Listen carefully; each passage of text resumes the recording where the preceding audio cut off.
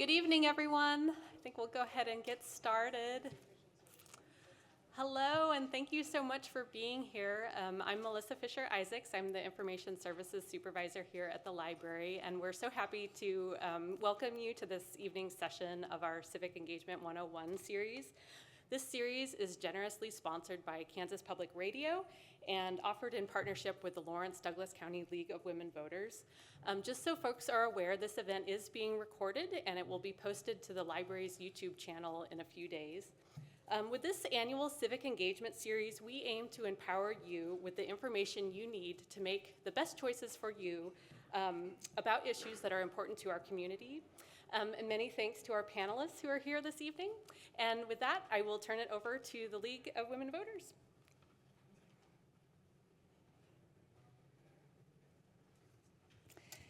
Good evening, everyone. Welcome to this educational panel discussion about the proposed change in the Lawrence City government, which will be on the general election ballot this November 5th. This event is sponsored by the League of Women Voters of Lawrence, Douglas County, the Lawrence Public Library, and other community partners. I'm Sonia Zarnecki. I teach history at Bishop Seabury, and I'm president of the Lawrence chapter. Our panelists today are Courtney Shipley, Mike Rundle, and John Nalbandian. The panelists will introduce themselves in more depth once we begin. Thank you all for participating today. We really appreciate it. Audience, thank you for being informed voters. The League formed a committee last spring to research the proposed change and has provided an informational flyer that we've distributed at our tabling events, but we've chosen not to take a formal position on the proposal. Our committee has prepared some questions for the panelists, and we'll start with those this evening. And then we will take some questions from the audience later on. Okay. So first, I'd like to invite each member of the panel to introduce yourselves briefly and tell a little bit about your experience in city government and your connection to this issue. So let's start with Dr. Nalbandian. Okay, thank you. Thank you for inviting me to be here. Yeah. So I'm a former faculty member in the School of Public Affairs and Administration, where we specialize in educating graduate students for careers in local government. In fact, the county administrator here and the city administrator here are both former students of mine, as a matter of fact. So a lot of connections academically with local government, with my academic peers nationally, and in some cases internationally as well. In addition to my teaching, I was on the city commission from 1991 to 1999, 2 4-year terms, and I was mayor for 1 year in both of those periods. My connection to this project, I'm not sure how it actually started, but Courtney can talk about that a little bit.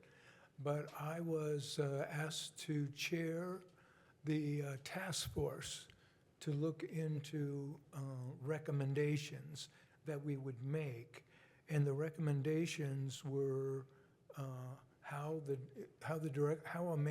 mayor should be elected or selected, whether we should have district or at-large elections, and whether there should be term limits.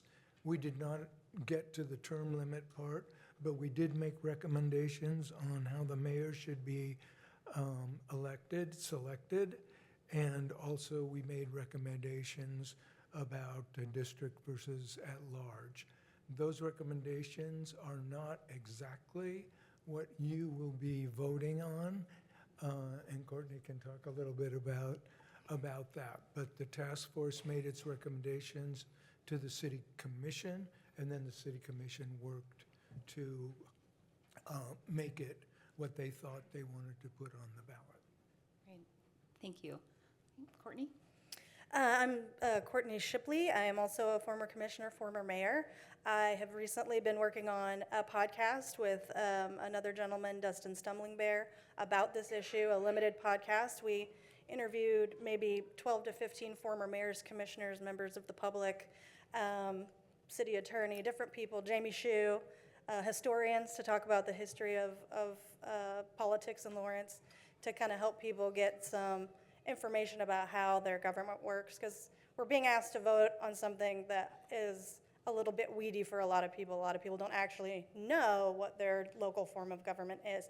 That makes it hard for you to make a decision about changing it when you don't actually know how it functions now. So we just wanted to provide some background information and had some really incredible conversations with people who had a wealth of experience in those positions to kind of talk about how it functions and how they think it should function. I might wait for you to ask the future question about how what my connection to this vote is, but that, I'm basically a community member who does a lot of work with different community interest groups and activism, and I have connections to all kinds of community groups for several years. So it's very important, I think, for how local government functions and that people understand how it functions. Great, thanks. Mike? I'm Mike Rendell, and I served 3 4-year terms on the Lawrence City Commission. The first was from 1987 to 1991, and according to the tradition in place at that time, I should have been mayor, but I was passed over. That's just another little chapter in Lawrence history. I was mayor 2001, 2002, and 2004, 2005. I've been interested in this issue over the years. In those early years, being involved in city governments, my colleagues would discuss changes like having representation by precincts, but I always thought that those changes were no magic bullet. They wouldn't guarantee we would solve our problems. Good people, I would say, could make a bad system work, and bad people could bring a good system down. My views did change, and during, when I was in office in the 2000s, I investigated direct election of a 4-year mayor, and so I've been interested in general. I must have heard of the passage of Resolution 7442 authorizing the ballot initiative, but I was unclear about whether or not it was actually on the ballot. Since I don't follow civic affairs closely, I asked friends and neighbors who do, and no one of them knew. It was finally confirmed when I was asked to be on the podcast that Courtney and Dustin put together, and I did not participate, but I did listen to all of it, and I really appreciated the background information. But the point I would make is that I don't think we've had adequate public education on this question. I was actively looking for information, not necessarily effectively, but I couldn't find it. So Great. I'm glad we're having this forum and people have a chance to get better informed. Great, thank you, Mike. May I say Yes, please. something else? And this is kind of a prelude to, is that we're being asked to vote on what we call a change in the form of government, but that's misleading. It's actually a legal distinction that's in the titles that's being made.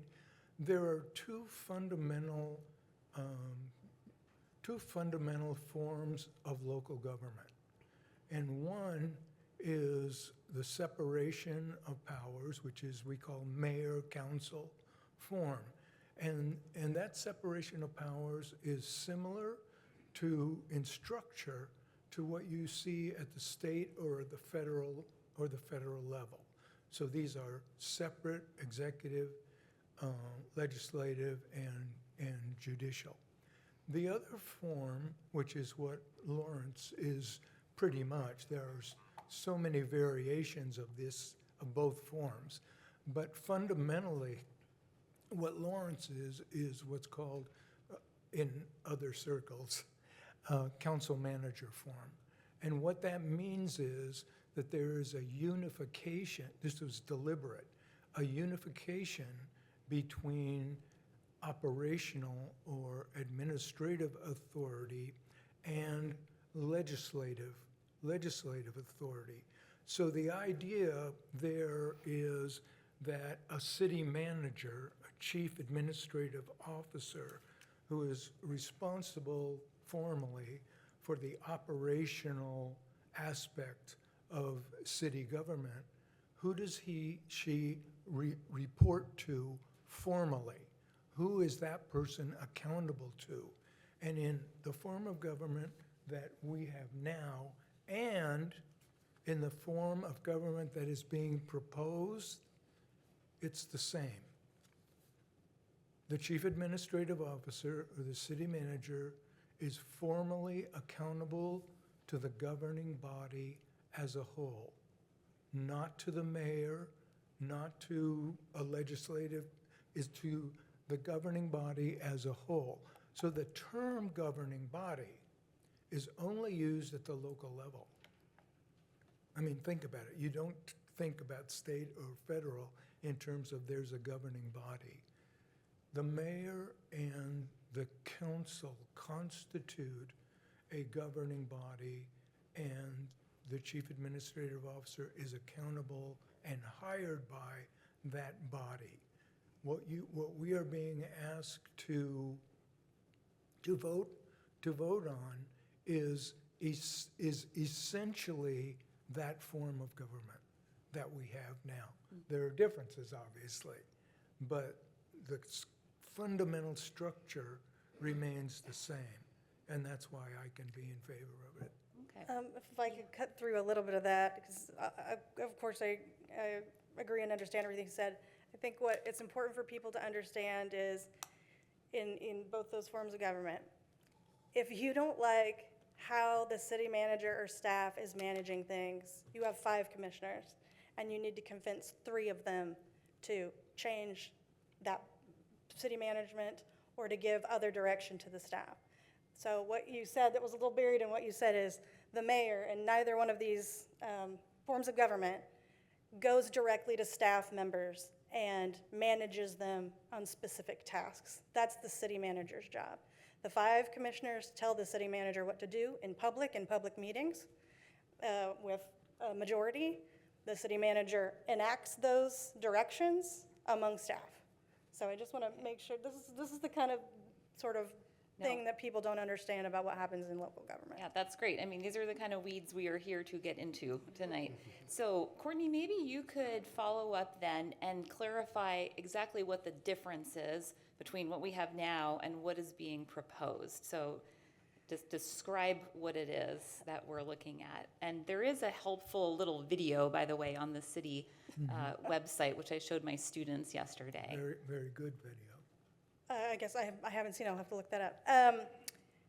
What we have now is we have 5 commissioners. 1 is a mayor elected among them. They do it every year. They don't have to do it every year. They could have the same mayor every 2 years. That's been something that's happened in the past. Or even every 3 years. They could even go for the full 4 years if they wanted to. They all have an equal vote. They are elected at large. They could come from anywhere in the city. What is being suggested here is that there be a mayor who's elected directly, although has no extra powers. And in fact, the suggestion was that they only vote in a tie, which would make their job a very different kind of job than the one a current mayor would have now in terms of skill set. And that there be districts, 4 districts, with the addition of 2 at-large members that could come from anywhere in the city. We are not able to know what those districts would look like in advance. That's restricted, or it's not allowed in the state, so we're not really going to know. We had a nice conversation with Jamie Shue, who explained all of that to us, if you're interested in hearing what he has to say about that. But that's the suggestion. One thing I want to make very clear to everyone before I leave here, because I think this is important. It is the parts of this, the only thing you're really voting for on this ballot is whether we change to a directly elected mayor form of government. The other things, districts, only votes in a tie, those things will be established after you vote. You're not voting on those. Those are not on the ballot. It is not written on the ballot. The commission very well could, after you vote for it, come in and change that. And I personally have a serious problem with that. That's a bait and switch. So I just want to be clear, the only thing you're being asked to vote on is whether or not you change to a directly elected mayor. Okay, that's helpful because that's not what I thought. Let's back up a little bit before we get into the pros and cons. We'll start with the directly elected mayor in a moment, but maybe Courtney and John, and maybe Mike too, can talk about where the impetus for this change comes from. How far back does it go? We know, Dr. Nalbandian, you were on the leading the task force, but can you talk a little bit more about why are we having this conversation? Can I start? Mike, All right. yeah. That is unclear to me, and it probably would have been good to sit in on the discussions of the steering committee to get their take on the impetus for this. But the steering committee report to the city commission briefly states that electing the mayor would bring greater focus and continuity and might improve community discussion of our city's future. Apparently, you have to infer that we do not have enough focus and continuity at the moment, but those terms are not really articulated in language with examples that are concrete and relatable to ordinary citizens.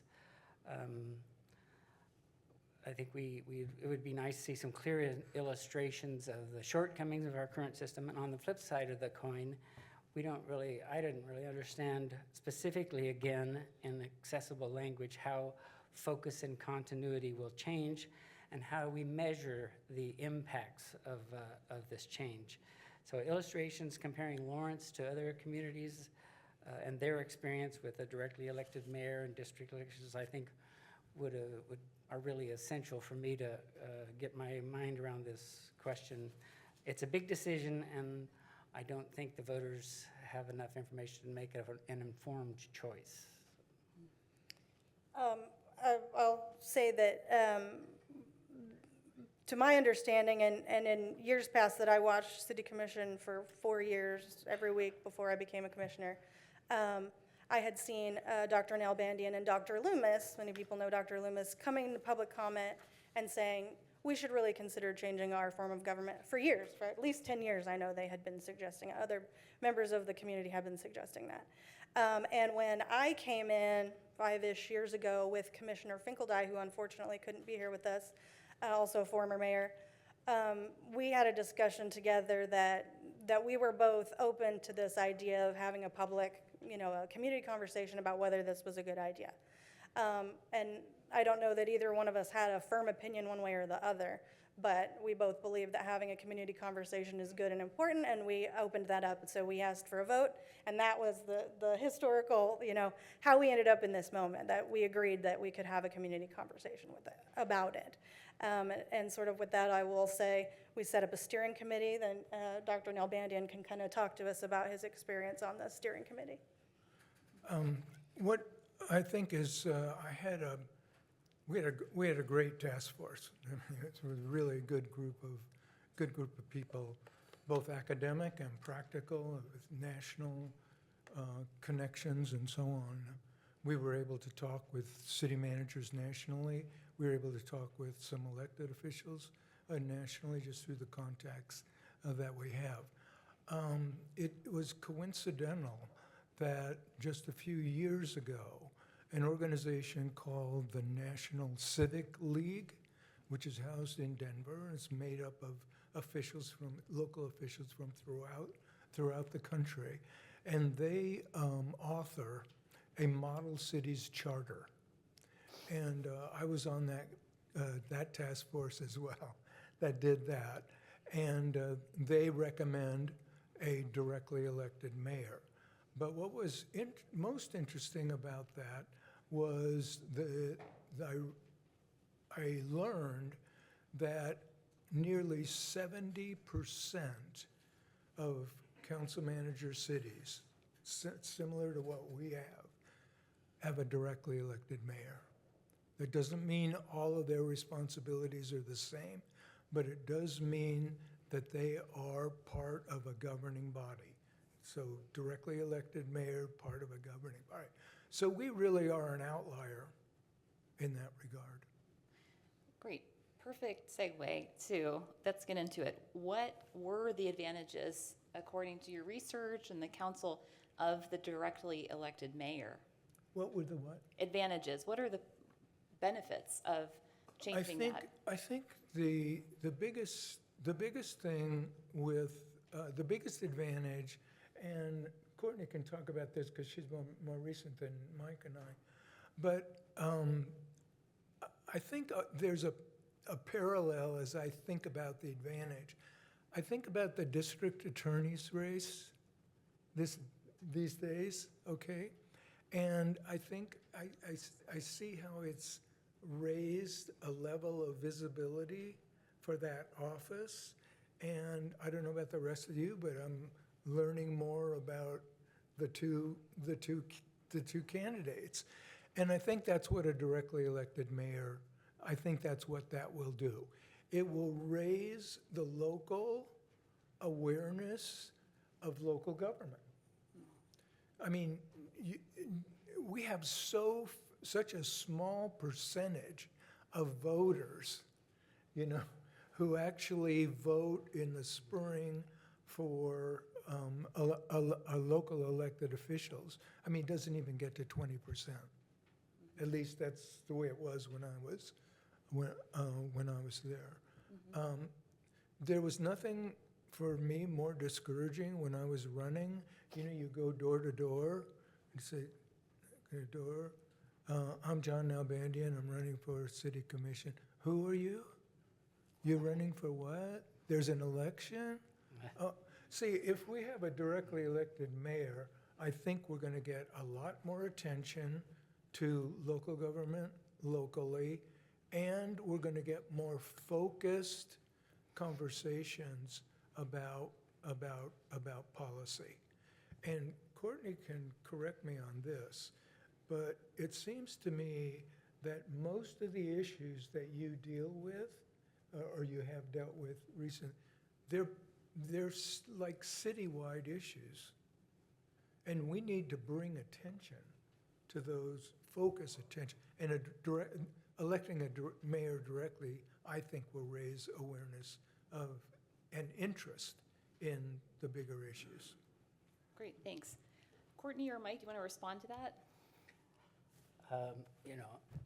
I'd be interested to hear what you say, but I didn't have a strong feeling about this, nor really any experience. I know Lenexa has an elected mayor, I believe. They all do. A lot of them do, and All the some of those cities, I Johnson think, cities. managed to get move forward with less shouting and fighting than maybe Lawrence does. I Googled today, and one of the first things that came up was that this was a discussion they were having in the European Union.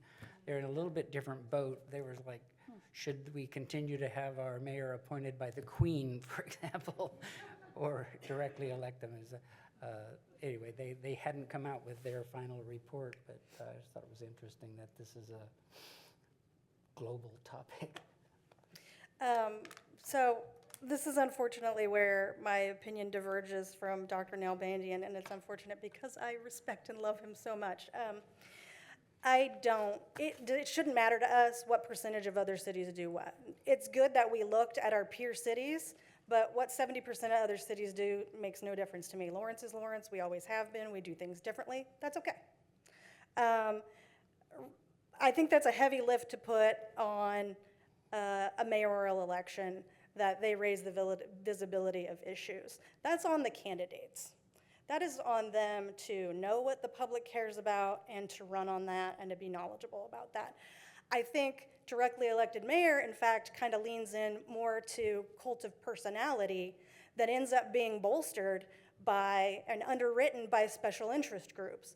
When I looked at other cities that were called our peer cities that the steering committee looked at, Wichita, Topeka, Shawnee, Overland Park, the ones that had directly elected mayors, the amounts of money they had to raise to become mayor were astronomical compared to what happens here.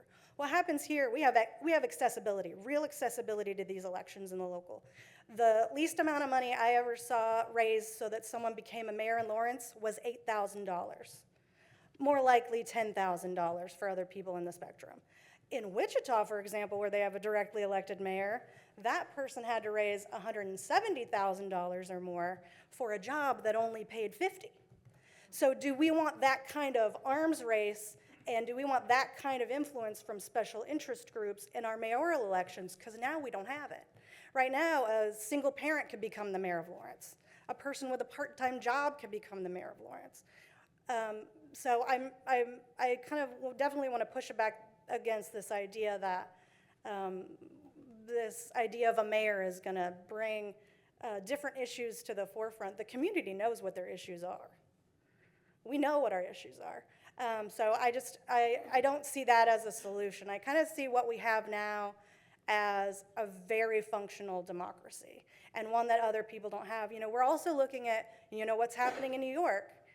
They have a directly elected mayor, a little bit of an unfair comparison because it is a strong mayor system, and I want to recognize that. That's right. But they have corruption we don't have. We have transparency, we have accessibility, we have accountability. You can vote us out, at the same intervals as everyone else. But if you have a mayor who's mayor for 4 years and they're a terrible mayor, you have a terrible mayor for 4 years. Right now, if you have a mayor and he's a terrible mayor, it's a terrible mayor for 1 year. So I just think we should really examine what our expectations are. And a lot of people don't know the access that we have right now. When you have a mayor who raised $100,000 to be mayor, you can be sure of gatekeeping we don't have. Right now, you can call any of the 5 commissioners. They will call you, they will email you, they will meet you for coffee by the end of the day. I've never been able to call the mayor of Kansas City and sit down and have coffee with him. That's not happening. So those are things that I consider would be negative consequences of a change like this. Great, thanks, Courtney. John or Mike, do you want to respond and offer any other reasons, pro or? Well, Wichita, Kansas City, New York City, there's a lot more people living in those places than living here. And so the mayor's role is going to be very different and going to be, I think, much more political. When our task force made our recommendations for a directly elected mayor, we said we did 2 things. First of all, our task force, the recommendations that we made, we asked ourselves a set of questions. Will our recommendations provide fair representation for our residents? Will they increase voter engagement? Will they recognize the importance of diversity, equity, inclusion, ensuring that we hear from voices traditionally left out of our government structures and processes? Will our recommendations encourage more civil discourse as a community? Will they produce results that are widely accepted by the community? And will they produce results that will lead to effective policymaking and implementation? So those questions and those principles, that we call them principles, we try to put our discussion in light of those principles. We then went on to say, this is what we expect that the responsibility of a directly elected mayor: preside over meetings of the governing body, vote as a member of the governing body on every issue before the commission. Now, that's different from what's being proposed, but we wanted the mayor to be a voting member. The mayor would facilitate governing body envisioning and strategic planning, would provide the annual state of the city address, would formally represent the city in ceremonial roles, would represent the city in intergovernmental roles for elected officials, and after consultation with governing body members, appoint residents to advisory boards. We rejected specific roles, responsibilities of the mayor that would increase the mayor's powers at the expense of the other commissioners. Great, thanks. There's more in that, The report's about 3 pages long, so you could take a look at it. It's good. You should. I appreciated those questions and that whole value lens component of the report from the steering committee, but I didn't find the answers of how this change in government is going to have the impact of bringing those good positive effects into reality. I think we kind of we're covering advantages and disadvantages at the same time. One thing for me, I don't think this guarantees representation as it's proposed with the 4 precinct districts with 1 commissioner representing those districts and 2 at-large districts and a mayor. The mayor, the 2 at-large commissioners could all come from the same district, so you have 1 district with 4 representatives and a majority that could control the commission. Also, I think as it is now with the mayor's responsibilities changing every year, there is a democratization and a representation that you get from passing that responsibility down for appointments to boards and commissions to a new mayor every year. Yeah, I would say people do kind of forget about boards and commissions. And we have real serious and longstanding ideological divides in this community. Most of us already know what they are. But if you have a mayor who is very strongly different from you ideologically, and they get 4 years of appointments to boards, that could be problematic. And we've never really had that. They have had some conversations about how they might mitigate that, so I do want to just point that out.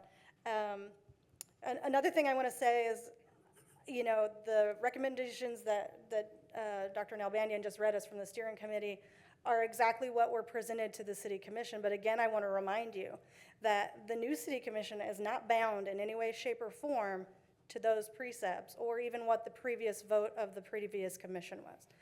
Once that is voted on and enacted, they have to go and write the ordinance. And those 5 new commissioners, there's a new commission, 1 new commissioner, can completely change that. They could gut it, they could give more power to the mayor than we anticipated, they could take more power away. The recommendation from the city commission was to have a mayor that voted in the case of the tie. The purpose of that was to mitigate the perception of power or any corrupting entities that might want to buy a mayor or manipulate a mayor in a way that we don't really currently have, although I think we have in the past for sure had some corruption. And then that way have something that's at least as egalitarian as what we're doing now.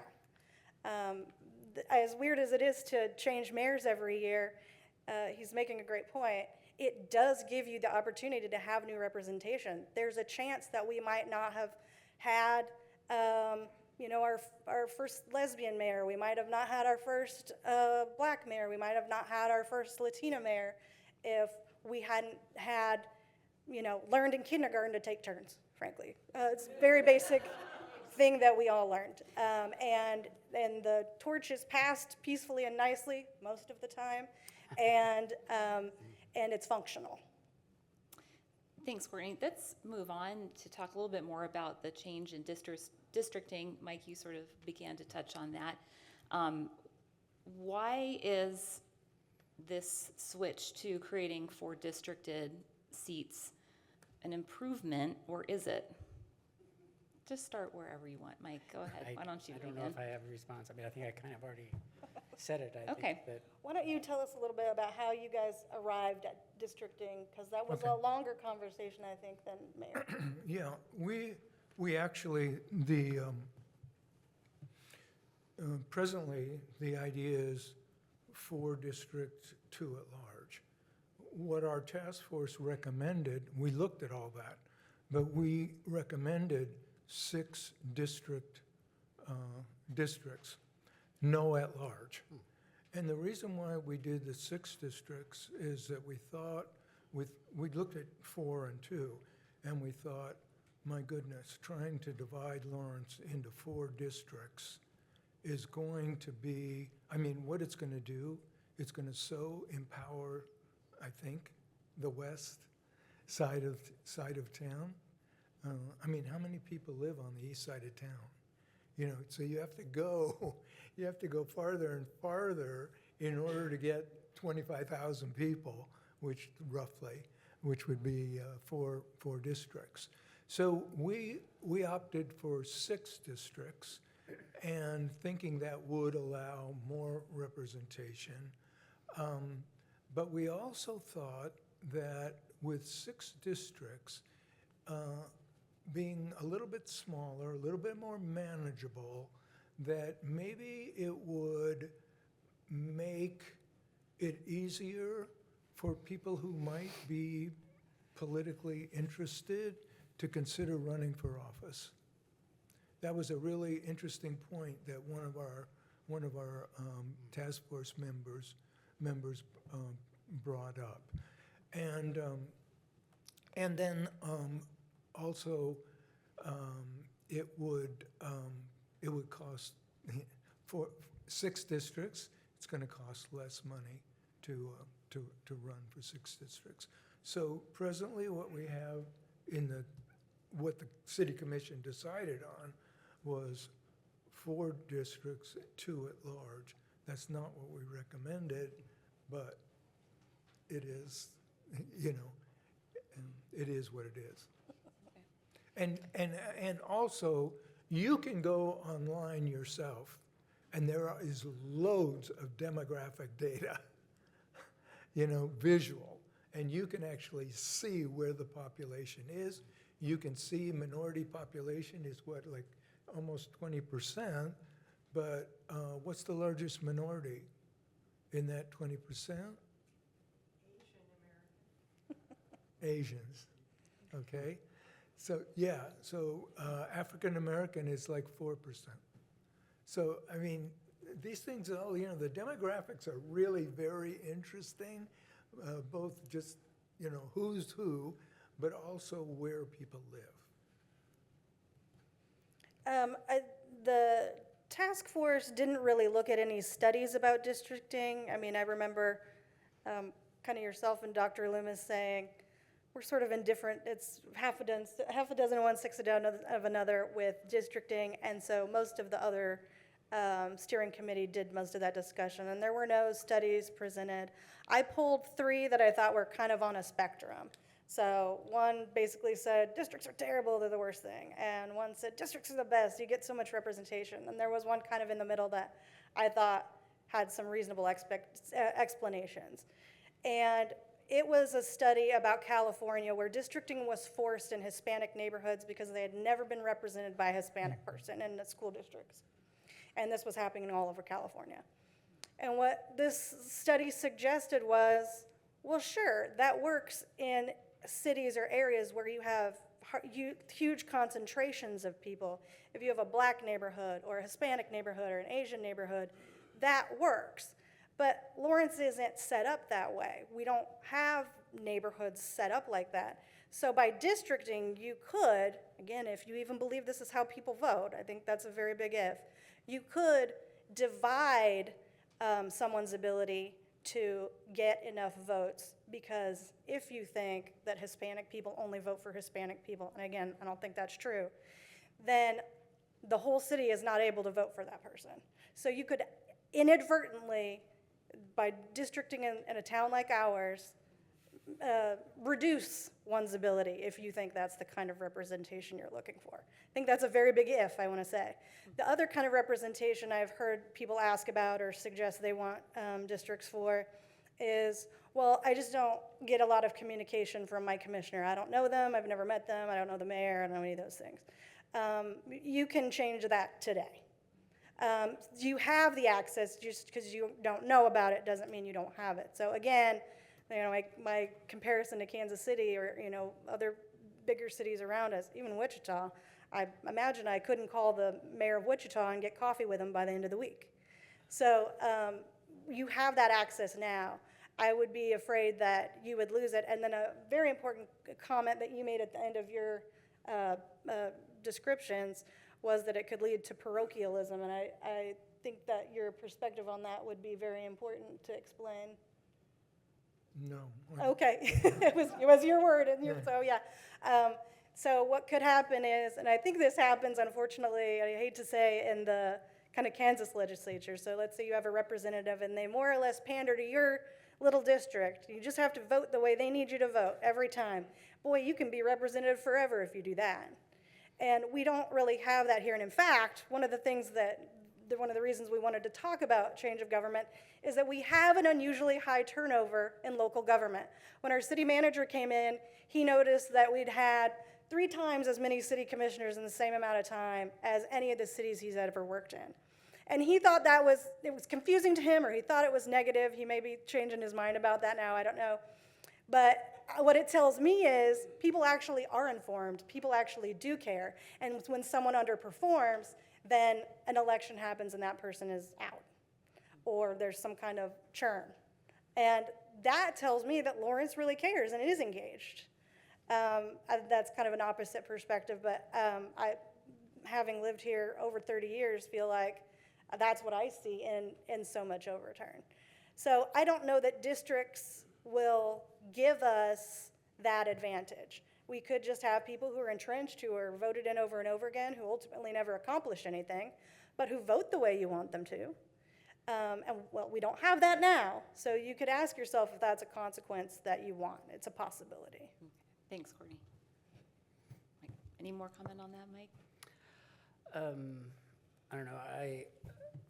I can echo Courtney's concerns about the aspects of the voting process, that the details that have been proposed are not all on the ballot. And I wish that these kind of elections were binding. It would be nice to see a ballot system where if we vote on this, all these details are spelled out and our vote is binding. That's probably not possible due to the statutes relating to structure and function of Kansas towns and cities. And also, I am concerned whether or not we can be confident that the governing body is going to follow our wishes, either leave things as they are if we vote no, or make the changes that have been recommended by the steering committee. Thanks. So it's almost time to ask audience questions, but before we do that, would anyone like to say anything that you didn't get a chance to before we turn it over to the audience? You can go ahead. Nope. All right, Are you great. thinking of He does, and closing remarks? Yeah, this is Oh, our closing remarks. Yeah, this is closing remarks time. Yeah.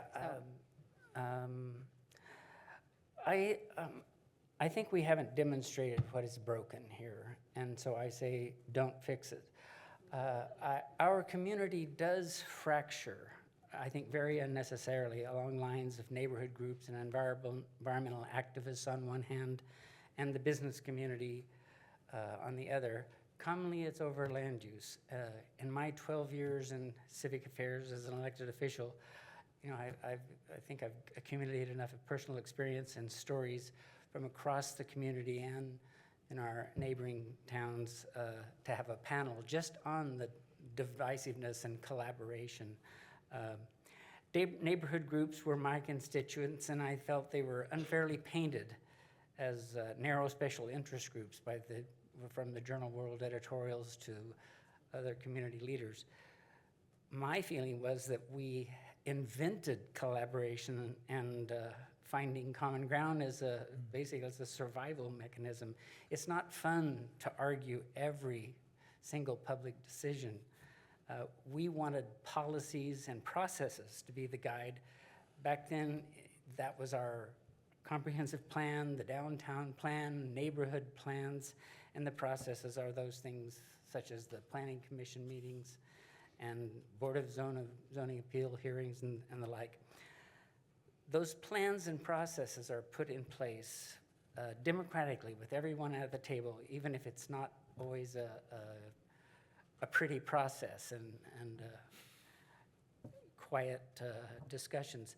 We now have a strategic plan, and as I understand it, it was very well, carefully worked out, but it's being ignored instead of guiding public decisions. And I think this may be the elephant in the room, whether we continue these decades of arguing all the time, or sincerely collaborate and come together on common ground and work out our mutual interests. Thank you. Sure. I'm never at a loss of words. I think listening to Courtney, who I respect very much, we're approaching this from a different mindset, I think. I mean, Courtney is looking at how do we prevent the bad things from happening? And I'm trying to look at how do we maximize the possibility of new things happening. And, you know, we'd like to have a difference, I mean, like to have a combination of the two, but I've noticed, you know, that difference. Yeah, that's absolutely fair. I'm glad you point that out. Yeah, because I think, and especially now when we're seeing at the national level, like, our chief concern should be to preserve our democracy. We know it's under attack at the national level, sometimes at the state level. So I don't want to find Lawrence in a position where it's allowed itself to devolve at the local level, because I do see that we have a very highly functioning. It's messy, but that's democracy. You want democracy, you get messy. And certainly, very long, drawn-out conversations. Everybody in Lawrence has an opinion. That's fine. We're here to hear it. Let's talk about it. It's going to take longer when you do that. That's the accessibility that you have. I've talked to other cities. They have, you know, city commission meetings, and they say, we wish 5 people would come to our meetings and engage. Lawrence does not have that problem. So we should be kind of proud of these things, and I think some of that has been fostered by the form of government that we have now. So my main interest, again, is in preserving democracy. I think particularly I'm disturbed by directly elected mayor, because I hear so vociferously from powerful special interest groups that this is something they want. And I need to cut through the crap and explain what it is they think they're getting. Even if the parameters of the job are that they have the same function as any other city commissioner, the perception of power becomes real. And we don't want to find ourselves in a situation where mayors are making backroom deals or micromanaging staff around other commissioners or around the city manager. That's corruption. That's all it is. And we don't have that, and we shouldn't want it. So and he's right. I'm looking at what the worst case scenario would be, and there's a reason, because we look around the country and we see the worst case scenario. And we don't have that now, and I just would suggest that you think really hard about what you do have before you give it up for something that just everyone else does. I would also say, you know, very concerned that these things won't be put in an ordinance until after the voter has approved of it. We've seen that more than once with the city commission. They're always very clear.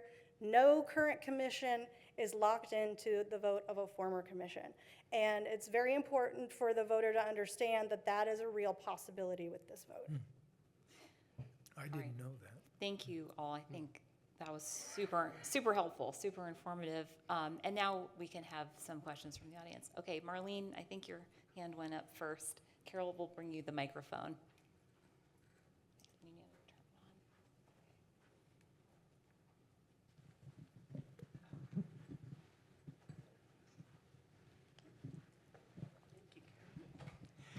on. Thank you, the three of you. That was very enlightening.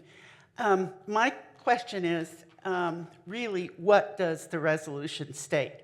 When you look at this handout, it seems like what we will be voting on is a full-time mayor who doesn't have much duties and 6 commissioners. But that is, in fact, not what the resolution that we will be voting on says at all. And so I think that to help all of us here, it would be good to know exactly what that resolution states. Give me a second here.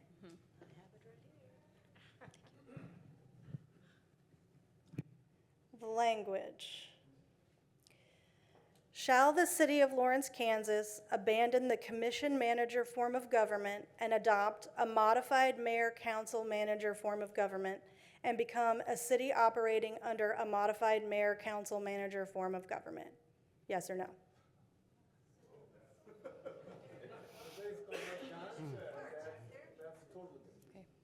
Yeah, thanks, Courtney. I think Jean's hand was up next. Do you want to ask the next question? I thought there were two parts on the ballot. It was We've been determined asking, that, I'm sorry. The league has been asking for months from Jamie, what is the ballot language? And we have not, and like you're saying, Mike, we couldn't find it online either. All that we could find was what we put at the top of this handout. But my question is, the ballot language does not require an elected mayor to have any experience, previous experience on city commissions, or even know how a city operates. our So, current form of government doesn't require that either. well, but What what I'm interest- saying is, we don't know what the powers, we don't know what the new commission, what powers the new commission would give to an elected mayor if the voters say yes to what you just read. And there's the rub. I would do want to, since you brought that up, a new mayor coming in could have no experience. So I know that, again, it's weird to people that we rotate mayors, but in fact, what happens with the rotating of mayor is you don't get a mayor who's inexperienced. The mayor who's sitting when the election, the outgoing mayor, here's another benefit. The outgoing mayor is not a sitting mayor as they run as a candidate. They cannot abuse their position or staff or anything else to get themselves reelected because they're not mayor. They're just another commissioner. Then whoever in the next vote gets the most amount of votes becomes the mayor. The second year or the third year that they're in, they'll go through the mayor and the vice mayor, so they have at least 2 years of experience, and they're working with the previous mayor to understand what the functions are. It rarely happens, certainly not in the last 10, 12 years, that someone just walk on as mayor. Right, thanks. Let's see, I think the gentleman in the pink shirt and glasses back there.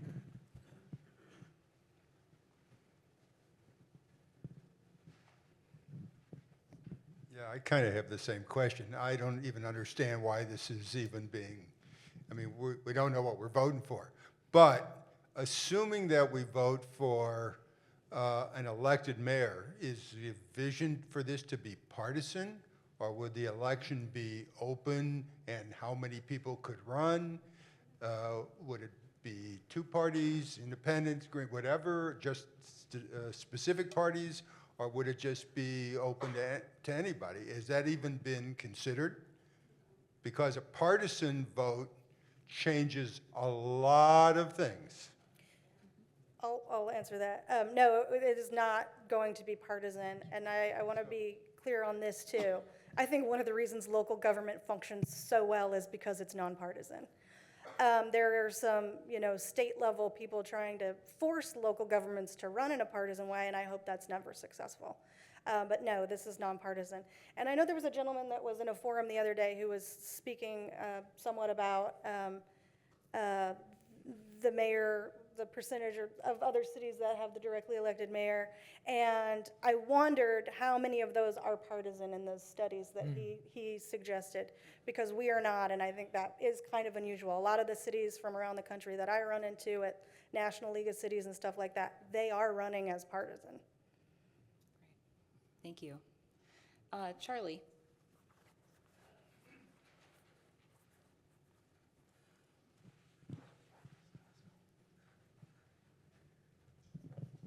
So if a question about the commissioners is not even going to be on the ballot, why are we even considering it?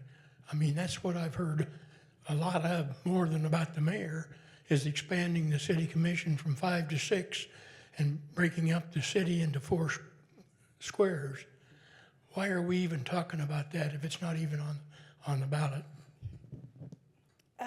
Well, I think it was the expectation of more than one commissioner at the time that it would be explicitly on the ballot, and it was at some point determined that it was not required to be on the ballot by state statute, and therefore it wouldn't be on the ballot.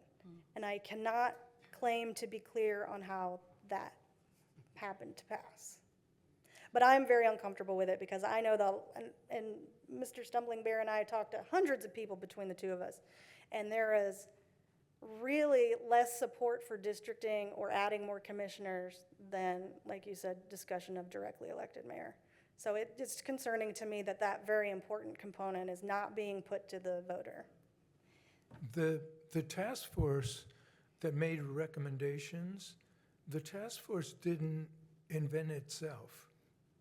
I mean, the task force was created by the city commission, and the city commission gave us the following instructions. They wanted to know, they wanted us to make recommendation on how a mayor should be elected or selected, whether we should have, in other words, whether we should have an at-large election, and they wanted us to comment on recommendations on district versus at-large.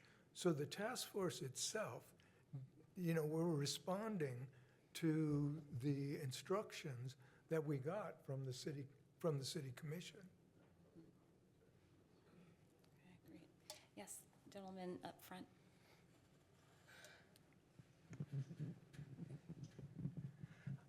I knew Charles Wheeler, and I'm pretty sure that he had expectations of having direct effect on Jackson County and on Kansas City, Missouri later.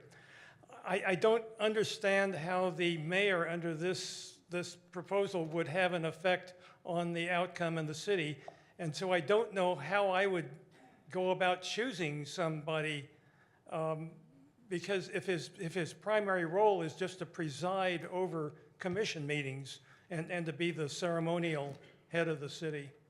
I mean, it's not a direct functional office the way the mayor is in many other places. No, but I think there's in my experience, and this is my personal experience, is that the most powerful attribute of a mayor is the ability to convene, the ability to bring people together. If the mayor calls you and says, "Would you like to have lunch with me so we could talk about blah, blah, blah, blah, blah, blah?" And I can tell you, I'm going to tell a story, okay? So this was back in the 90s, and some of you will remember that early in the 90s, we had finally decided that we needed a second high school. Some of you remember that? What it was about? We had a second high school. Well, that was the same time when the county said, we need to expand the physical facilities for the health department, Burt Nash, and so on. And then it was also the same time that the city had just adopted its comprehensive recreation plan that involved an indoor aquatic center. Now, each of those three sort of initiatives, they weren't initiatives, each of those three considerations was going to require money, and a public vote is the way we thought about it. And several of us were thinking, okay, how do we sequence these votes? Who's going to go first? Because if they all go on the ballot at the same time, they're all not going to win. So I was the mayor at the time, and so I called Dan Watkins. You know Dan. Some of you know Dan. So he was kind of a political advisor to me. And then I called Gary Tobin. And some of you know Gary, or knew Gary. But Gary was the executive director of the Chamber of Commerce here in Lawrence. Now, Gary went on to become the executive director of the Greater Los Angeles Chamber of Commerce. Okay, so he was a smart guy. So I invited the three of us, and we wanted to talk about how do we sequence these things? So it was just a lunch. And we were getting extraordinarily frustrated because we couldn't, and then finally at the end, Tobin says, I got it. Here's what we do. We do a countywide sales tax. For the county's portion of the sales tax, they're going to be able to build the health department building. The city will get a portion of that sales tax, and with the city's portion, they can focus on the indoor aquatic center. But in addition, what the city has to do is reduce its mill levy the same amount it will take the school district to raise its mill levy for the second high school. For a 1 cent sales tax, we can get everything. And what did it do? It passed with like 70%. But the point there is the power of the mayor in that case was just bringing people together. And that's the way I see the power. People attribute power to the mayor. And it doesn't have to be formal. You just got to know how to take advantage of it. So we are at 7 p.m. and I'd like to allow a little time for you to visit individually with folks if you would like to do that. Thank you all so much for coming tonight. I really appreciate your time. I know we all learned a lot, and thanks for helping us be better voters. Sure.